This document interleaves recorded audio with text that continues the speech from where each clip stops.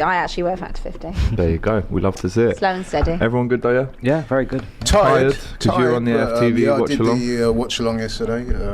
Yes, I'm tired. But listen, I suppose it was today, wasn't it? Really? Yeah, it was. Busy day for Uncle Laurie.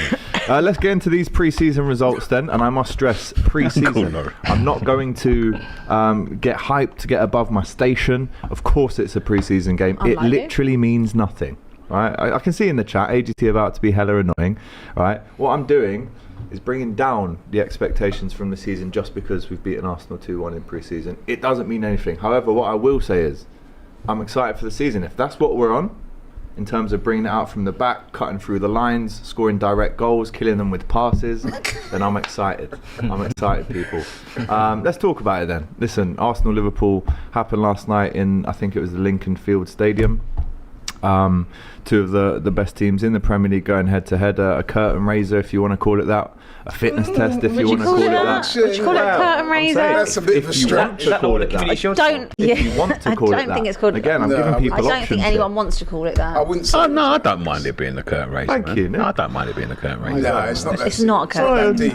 Well, it isn't that deep, but listen, it's still a victory. I had Cecil on my channel saying 3-1, 4-1 to Arsenal. I see Lee Judges give a 4-1 prediction. I see Julian give a 3-1 prediction. Robbie was very confident. They were all saying that there was no big players playing for Liverpool. It should be quite of a walkover. I heard all of this. And you know, I didn't even watch the game. I was tucked up in bed. And you didn't watch it? Cecil, if you're watching this right now, first of all, you owe me 20 quid. And then when he came on the channel, I said, all right, double or quits. If we win, 40 quid to myself. I haven't heard from him. I've sent him my bank account details. Listen, I'll tell you what, people don't pay their bets in here. I will get it to you. Oh, will you get it to me? The weakest been away. promise You was I've away. ever I was away. heard. Yeah, it's not just you. Flex also has some money, you know. If you're watching, run me my peas. £40. We should just invoice. Yeah. We should just do that. No, I want cash. I want face-to-face cash. Yeah, listen, goal from Fabio Carvalho, really nice ball over the top from Harvey Elliott, who had a good game by all accounts, and a really nice goal from Mo Salah. We'll come to Arsenal after, but from a Liverpool standpoint, I'm asking you guys, not myself. 2 out of 2 from Arne Slot in terms of pre-season games, a win against Betis, and now Arsenal. If you were a Liverpool fan, how would you be feeling after those results? I mean, again, not much to look into, but a good start, no? I'd be feeling brilliant. Yeah. I don't really know what to say. A win's a win, isn't it? If you win, you win. I don't really know what to say. It's pre-season. I won't look too much into it. But yeah, it's good. It's good stuff. I wouldn't look too much into it either, to be honest. Just purely because we've had Euros. People come back late from international break. A lot of players still ain't back. Managing their fitnesses, players coming back. I think as long as the foundations are being laid. I mean, you guys already know there's going to be a bit of a drop from Klopp just purely because it's his first season in the league. So I think probably top 4, maybe 3rd. And the trophy is the push. Trophy and top 4. Yeah. That's what I'm on. I wouldn't expect a title race. I think if you were in a title race, that would be a big season from Slot. So yeah, I think you guys are at the moment kind of comfortably in that top 4 that I see dropping out of it anyway. So I think it's quite a nice position to be in for a Liverpool fan. I think you kind of know where you're at. Yeah, Abby? I haven't watched any of your pre-season, so I can't really judge on the playing style of Slot at this point. But I think it's one of those things where can you say that pre-season is important or it isn't? Like, obviously it's good in terms of the fitness side, but I personally don't really read into pre-season results too much. But I mean, at the end of the day, if you beat Arsenal, I'm always happy for you. My joke. From the Arsenal side of things, I think it was a Kai Havertz goal. Again, even though it's pre-season, I'll keep saying it, a lot of the fans were expecting a win. The next game is the Emirates Cup back home. Well, Arsenal. We got Leverkusen, and then we got the Emirates. Where is that Leverkusen game? Is it out in America still? No, it's our place. Okay. So yeah. But in terms of the game yesterday, I didn't watch along, as I said, for AFTV. Listen, I was watching that game from the perspective. I was interested to see the new look Liverpool, as it were, under Arne Slot. His style of play, his preferred style of play is to pass through the lines, more possession based, rather than the high energy, heavy metal football that preceded him with Klopp. And so I was interested to see it from that perspective. Worked quite well, obviously, in the first half especially. You got your 2 goals, 2 good goals actually. 2 good goals. We hit back with one later on in the half with Havertz, and in the second half we had by far the majority of the possession, but we couldn't get the goals. And watching that yesterday, I mean, I know it's a pre-season game, but a lot of the same failings that we speak about manifested yesterday. Got possession, a lot of ticky-tacky around the box, no one shooting. We lack a striker that's gonna, you know what I mean, get you those goals. I mean, Jesus looked energetic at his moments, didn't score. It's a bit of a concern, man. I mean, listen.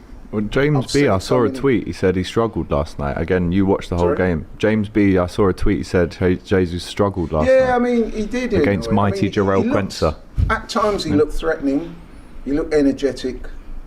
But ultimately, in terms of being a goal threat...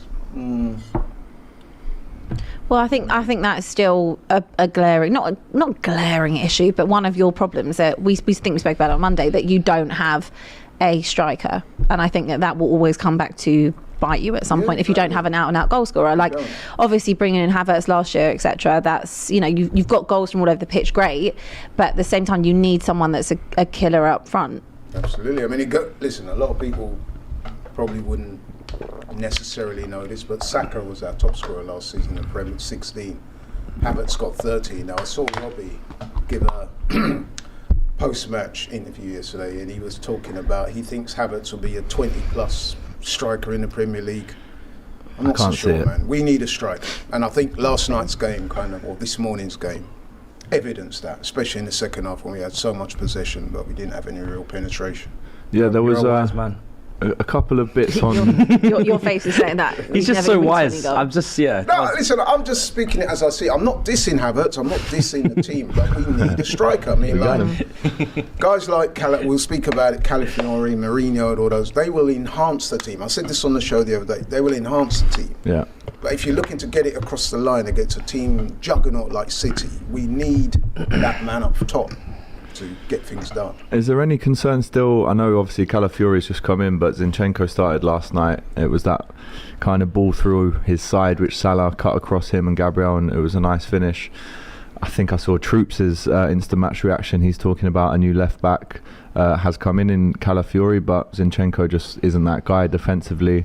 No. Is it clear to say that Arsenal still need a striker and something else in that team? You know, you've obviously got a midfielder now in Merino, should go through in the next day or so. Got that other left back that can play centre back. Is that just the final cherry on the top that you're missing? What? The striker? Yeah, for me, because I think Calafiori takes care of that left back situation. I mean, it's interesting with Zinchenko last night. I was watching him quite closely. He did get skinned by Salah, but then, to be honest, man, it's Salah's going to skin most people in that position. He probably would have skinned Calafiori as well. Zinchenko won't be playing though. Exactly. So really the Calafiori takes care of that. Ooh. I think you need right wing Saka depth. You think we need what? Sorry? Saka depth at right wing. But if we have to prioritise, which we're going to have to do at some point, then it's got to be a striker. I mean, we've been linked with Gyökeres, is it? Gyökeres, yeah. Who done really well in the Portuguese league last season. I do remember seeing him play for, I think it was Coventry. Yeah. I was at that game, Yeah, and he was probably the best player in the pitch that day. He was. However, I think we need a proven Premier League striker.